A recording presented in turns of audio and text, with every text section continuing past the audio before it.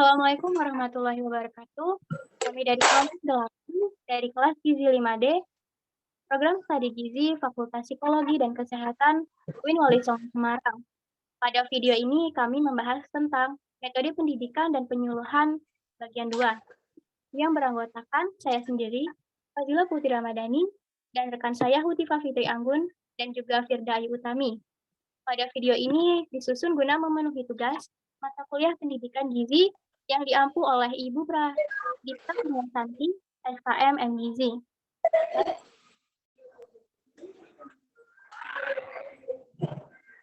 Pada pokok pembahasan ini terdapat 5 pokok bahasan yang akan kita pelajari atau kita paparkan. Yang pertama, bermain peran. Kedua, simulasi atau permainan. 3, meninjau lapangan atau field trip. 4, studi kasus atau case study. Dan yang terakhir ada simposium. Next. Pada pokok bahasan yang pertama, yaitu bermain peran. Pengertiannya sendiri yaitu dalam bermain peran, peserta memerankan seperti dalam kenyataan. Mereka berbuat sesuai dengan pendapatnya, kemudian peserta mencoba memecahkan masalah tersebut. Next.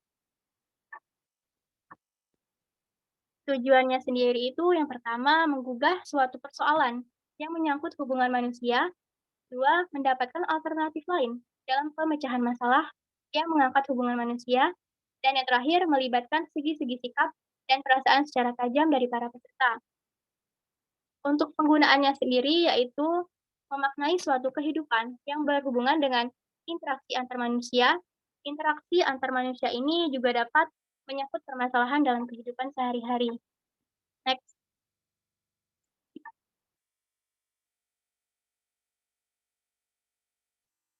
Bermain peran juga terdapat keunggulan. Yang pertama, memberikan kesan yang mendalam dalam penyajian dan pemecahan masalah. 2, mendorong peserta untuk berpikir dan merenung lebih jauh. Dan yang terakhir, memberi kesempatan kepada peserta untuk berperan sebagai tokoh, di samping melihat diri sendiri diperankan oleh orang lain. Untuk kekurangannya, di sana itu sulit mencari orang yang dapat berperan secara meyakinkan, dan peserta dalam jumlah besar dapat mempengaruhi sikap-sikap pemain. Next.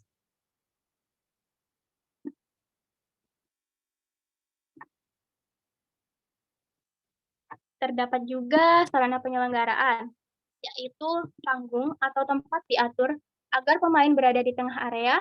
Permasalahan yang akan dimainkan ditentukan secara cermat dan tepat. Pilih pemain untuk memerankan tokoh tertentu. Biarkan metode ini berjalan selama memberikan gagasan baru. Setelah selesai bermain, peran dilanjutkan dengan diskusi. Dan apabila diperlukan, bermain peran tersebut dapat diulang dengan pemain yang baru. Next. Pada prosedur ini yaitu mempersiapkan skenario, kartu peran dengan uraian peran yang singkat dan jelas, serta papan nama untuk setiap peran.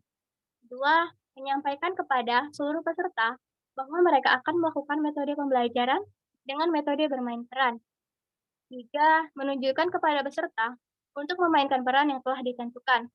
4, meminta peserta keluar ruangan untuk mempelajari peran secara terpisah selama 5-10 menit dan mengenakan papan nama di dada. Yang kelima, menunjukkan peserta lain untuk mengamati peran tertentu menggunakan formulir observasi. Yang keenam, menyusun tata letak ruangan sesuai dengan masalah yang akan diperagakan.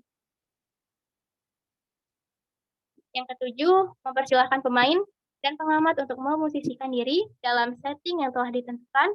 Yang kedelapan, mempersilahkan pemain untuk memulai kegiatan. Kesembilan, meminta peserta lain sebagai pengamat.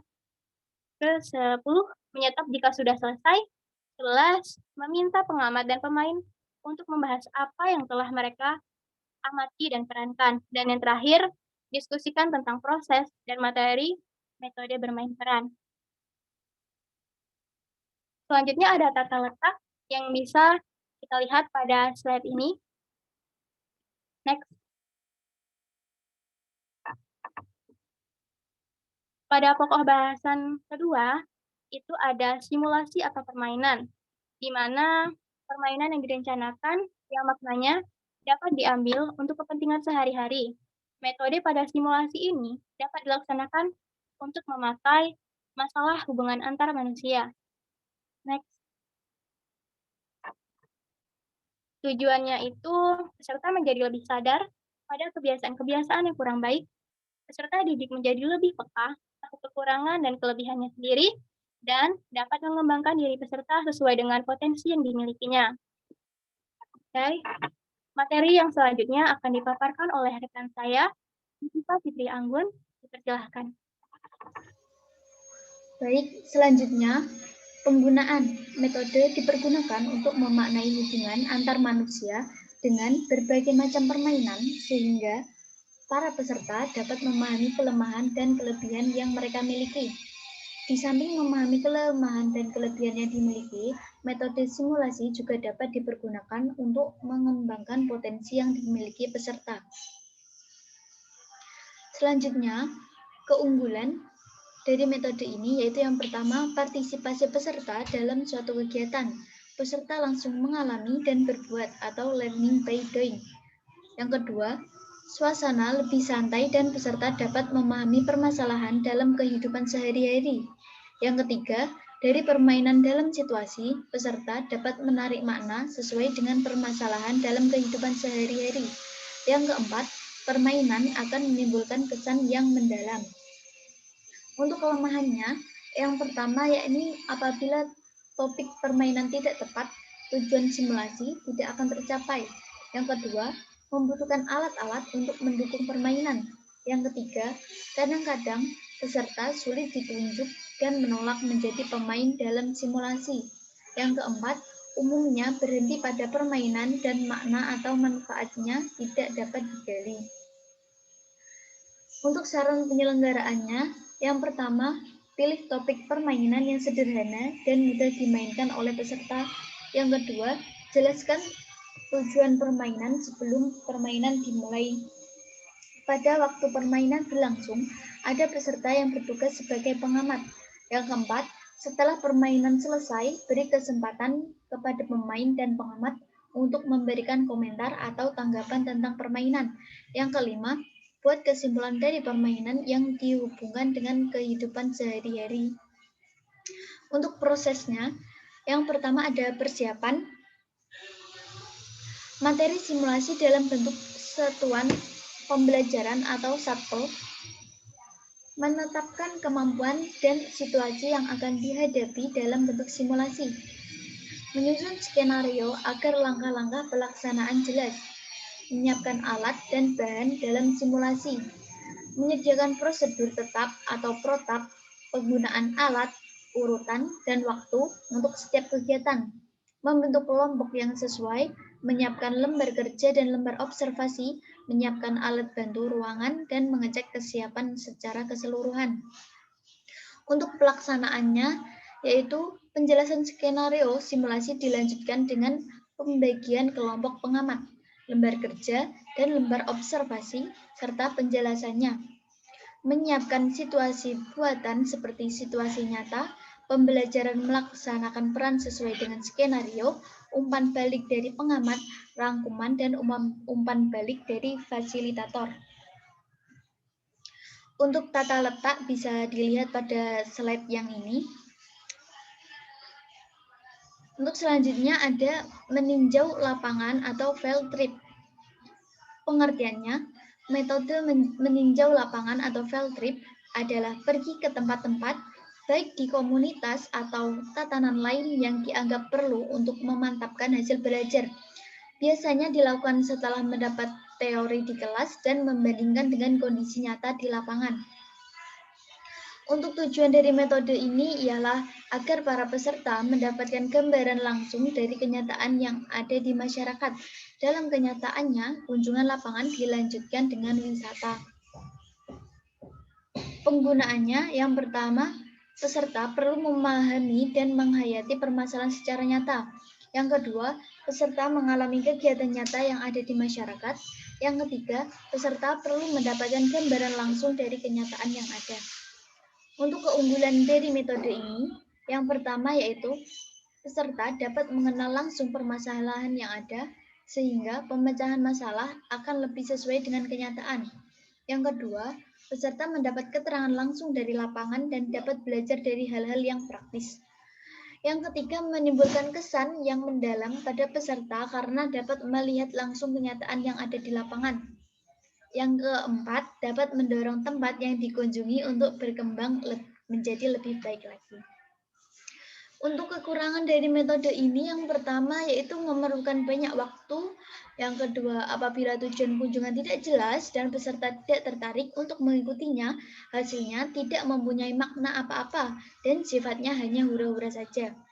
Yang ketiga, ada kalanya petugas yang ada di lapangan merasa terganggu.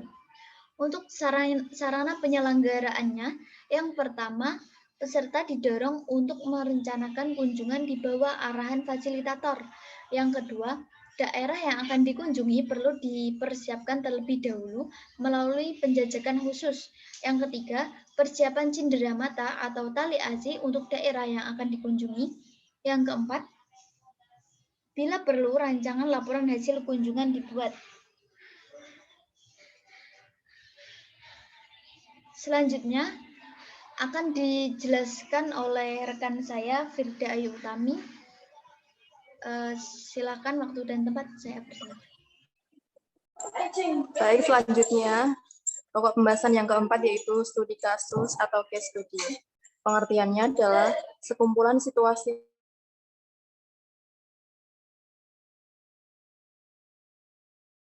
masalah yang untuk melatih peserta didik guna mengembangkan pengetahuan, sikap, dan keterampilan dengan cara mempelajari sesuatu secara mendalam.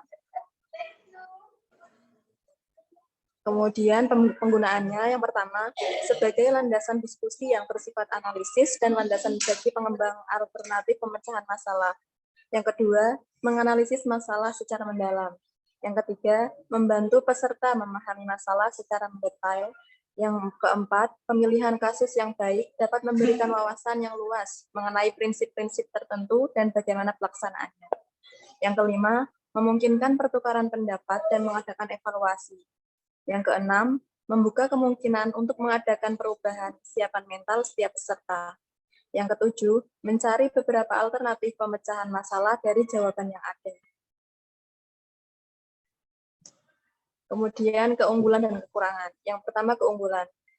1. Dapat dilaksanakan sebelum diskusi. 2. Anggota kelompok mempunyai kesempatan yang sama untuk mempelajari sesuatu. Kemudian menerapkan teori-teori yang sudah didapat sebelumnya. Untuk kekurangannya, yang pertama, membutuhkan keterampilan menulis. Yang kedua, memerlukan banyak waktu. Yang ketiga, sulit dipakai untuk mengukur hal-hal yang bersifat emosional yang tidak mungkin dicerminkan di dalam kasus. Yang terakhir, dapat menimbulkan frustasi apabila tidak ada alternatif pemecahan yang dapat dihasilkan. Kemudian, sarana penyelenggaraan. Yang pertama, materi yang akan dibahas dalam studi kasus harus dipersiapkan secara matang. Kemudian yang kedua, pilih kasus yang rasional dan praktis, serta tidak ekstrim. Yang ketiga, akan lebih baik mengambil materi yang berhubungan dengan tugas sehari-hari. Yang keempat, tidak mencantumkan nama lembaga untuk menjaga integritas atau nama baik. Kemudian pokok pembahasan yang terakhir adalah simposium. Simposium merupakan serangkaian pidato pendek di depan pengunjung dengan seorang pemimpin. Pidato-pidato yang mengemukakan aspek yang berbeda dari topik tertentu. Tujuannya untuk mendapatkan gambaran suatu masalah yang ditinjau dari berbagai aspek masalah yang dihadapi. Next. Penggunaannya yang pertama, digunakan untuk kelompok besar. Yang kedua, anggota kelompok membutuhkan keterangan singkat.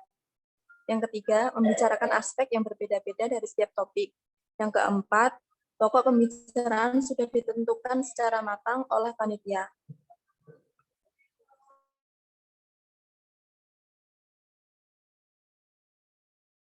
Di dalam waktu yang singkat, pergantian memberi perhatian peserta. Kemudian dapat digunakan dalam kelompok besar. Yang terakhir dapat dipersiapkan dengan baik, jauh hari sebelum dilaksanakan simposium. Untuk kekurangannya, yang pertama, kurang interaksi antar peserta simposium. Kemudian suasana terasa formal, kemudian membutuhkan perencanaan yang matang. Membatasi pendapat pembicara karena waktu yang diberikan relatif singkat. Serta yang terakhir, kurang spontanitas dan kreativitas dari pembicara karena hambatan waktu. Untuk sarana penyelenggaraannya, yang pertama, panitia harus bekerja serius dan harus selalu berkoordinasi setiap saat. Kemudian yang kedua, menit pembicara adalah para pakar dan umumnya pejabat, kadang para pakar sulit mengatur waktu. Yang ketiga, perlu penataan ruangan agar peserta nyaman untuk mengikuti. Yang keempat, menumbuhkan moderator atau pemimpin simposium yang terampil, terutama dalam pengaturan waktu. Yang terakhir, panitia wajib membuat laporan pelaksanaan simposium. Untuk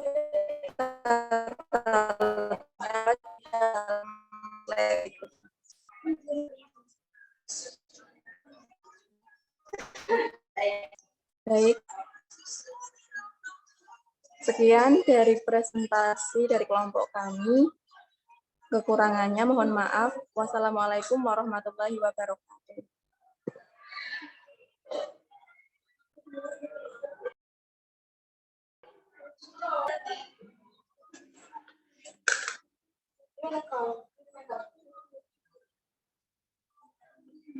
Stop.